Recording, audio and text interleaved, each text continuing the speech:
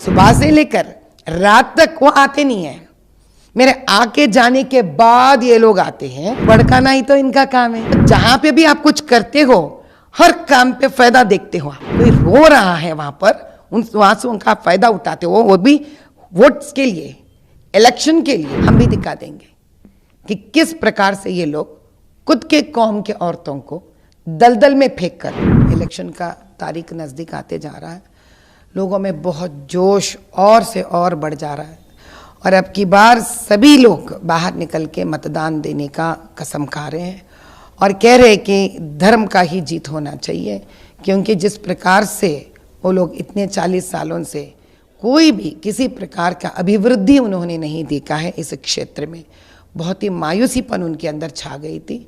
अब हम जब भी जा रहे उनके पास, उनको एक नया उम्मीद जागृत हो गया उनके अंदर कि हैदराबाद भी बदलेगा, अभिवृद्धि की ओर जाएगा और देश में जिस गर्व से हम चंद कॉन्स्टिट्यूएंसी का नाम लेते हैं तरक्की की तरफ, उनको उम्मीद है कि हम हैदराबाद को भी उसमें शामिल करेंगे। और इससे भी बढ़कर एक ऐसी बात है, जैसे कि 2 दिन पहले हम जब चारमीनार गए थे, वहाँ कोई छोटे से बंडी वालों का 4 शॉप्स जल गए थे। ये इसीलिए जले क्योंकि वहाँ पे एक टेम्पररी, उसके पहले एक बस स्टॉप था चारमीनार में जो तोड़ा गया था और पूरा कचड़ा भरा हुआ था उसके अंदर। बेचारे रमज़ान में कुछ अच्छी खासा उनकी व्यापार हो जाएगी ये सोचकर पिछले रमज़ान के 1 दिन पहले वो लोग लेके आकर अपना सामान रखे थे। तो पता नहीं वो शॉर्ट सर्क्यूट की वजह से हुआ या कोई शॉर्ट सर्क्यूट की वजह से हुआ, तो वो भी गलती है। जब एक इलेक्ट्रिकल पोल है आपको वहाँ पर, छोटा सा स्टेशन है वहाँ पर, उसके नीचे जब इतना कचरा है तो जीएचएमसी को इसको गौर में रखना था। आज तक क्या कर रहा था जीएचएमसी उसके बारे में, और वहाँ का एमएलए चुप क्यों बैठा है?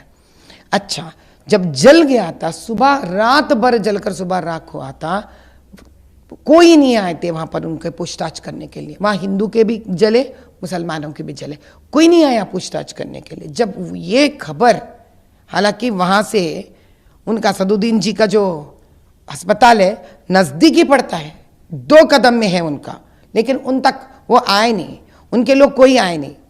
मेरे लिए मेरे ऑफिस तक जब खबर पहुंची मुझे, वो शाम का टाइम हो गया था।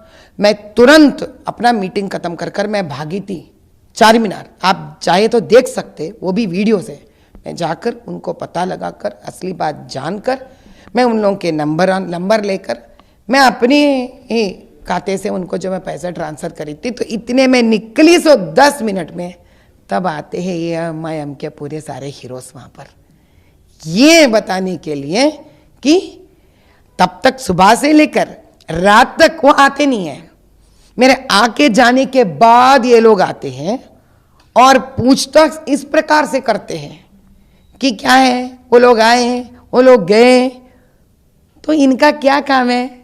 भड़काना ही तो इनका काम है। जब हम गए, हमने ये सवाल नहीं पूछा किसी से, हमने प्रेस को अपने साथ लेके नहीं गए, हम 10 लोगों को जो पैसे दिए हम वो भी किसी को पब्लिसिटी नहीं करें। हम आप लोगों के मदद करने जा रहे या उनके तकलीफ का फायदा उठाने जा रहे? आप ये तो सरासर फायदा उठाना हो गया ना। तो जहां पे भी आप कुछ करते हो, हर काम पे फायदा देखते हो आप। ये बात तो हमको जानना पड़ेगी आपसे कि आप बिना मतलब के कुछ नहीं करते हो।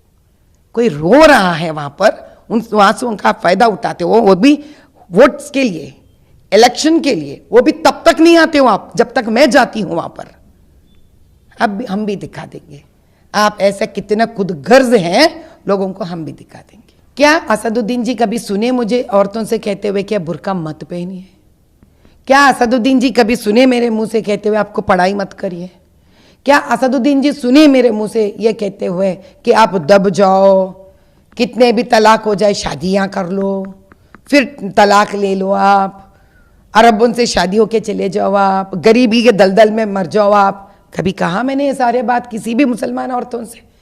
हम जो मुसलमान पसमानदा औरतों के पास जाते हैं उनसे ये बात कहते हैं कि आप ये रेशन ले लो, ये मेडिकल कैंप्स कर रहे हैं, आप मेडिसिन ले लो, आप पढ़ो लिखो, अच्छे हो जाओ, तरक्की करो।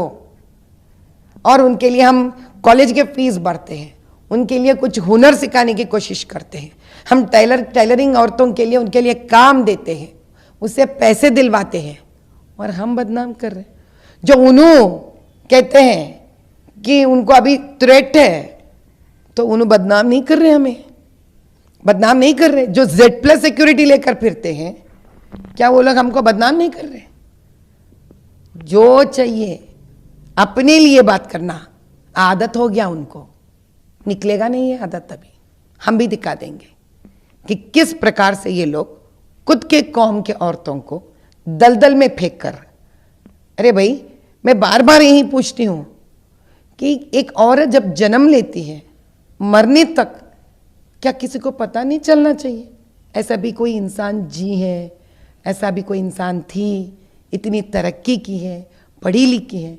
अरे हमारे सामने सानिया मिर्जा जी हैं, शबनाज़मी है, इतने सारे बड़े बड़े लोग हैं जो तरक्की कर कर आगे निकल गए हैं। तो आपका मतलब ये लोग सही नहीं थे? हमने कभी भी किसी भी औरत को ये नहीं कहा है कि आप बुर्का मत पहनो, लेकिन हमने ये कहा है, हाँ, अपना वजूद बनाओ, तरक्की करो। आप भी हमारे जैसे इस भारत देश की बेटी हो, और आपको किसी प्रकार का भी, कोई से आपको किसी प्रकार का भी नष्ट ना आना चाहिए, और आपके ऊपर जाति नहीं होना चाहिए, जुल्म नहीं होना चाहिए। उसके प्रति आपको आवाज उठाना आपका हक है। हम लोगों का उनका हक सिखाते हैं, उनका